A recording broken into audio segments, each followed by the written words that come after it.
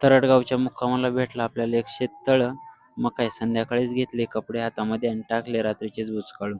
तर रामकृष्ण हरी मंडळी, स्वागत आहे तुमचं आजच्या ब्लॉगमध्ये. लोणंदमधून निघायला आपल्याला जरा दुपार होणार होती. मग प्रवचन सेवा वगैरे झाली तिथं आणि तिथून आलो लोणंदमध्ये. इकडं संजू तात्याने दाढी वगैरे करून घेतली आणि तिथून आपण पुन्हा निघालो रावटीवरती जायला. म्हटलं आता इकडं निघालोय, भाऊंची जरा मज्जा घेऊ म्हणून व्हिडिओ काढू. भाऊला कळालं की मी त्यांचा व्हिडिओ काढतोय.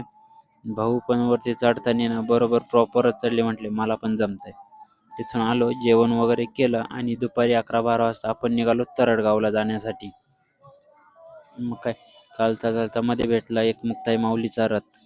त्याचं दर्शन वगैरे घेतलं आणि तिथून निघालो आपण पुढं. आता अंतर आज कमीच होतं, त्याच्यामुळं आपण कसं रमत गमत हळूहळू बसत उठत चाललो होतो. पुढं दिसले पान, यांनी घेतले पान, केले इडे आणि बसले इथंच खात. खात होते. तिथून निघालो पुढं, मस्तपैकी थुकत चालले होते पुढं. जवळ आलो होतो, परत बसले आरामाला. मस्त सगळ्यांनी एक एक झोप काढली आणि तिथून आलो आपण. या ठिकाणी आपला तरडगावचा मुक्काम होता. लवकर आलो होतो आज, मग जरा आराम केला. त्यानंतर गाड्यांमधून आपला बाजा काढला आणि आलो इकडे शेततळ्यावरती. आता कपडे धुवायचे म्हटल्यावरती इथं काय मग घरची माणसं थोडी असणार आहेत, ज्याची त्याची ज्याला त्याला. मग बसलो भाऊची पुन्हा माझ्या घेत. भाऊला म्हटलं धुवा कपडे. भाऊ म्हटले तू घे साबण लावून. म्हटलं तुम्ही बघू आधी कसे धुत्या, मग मी तसे धुतो. भाऊला काही कळूनच दिलं नाही की मी त्यांचा व्हिडिओ काढतोय म्हणून.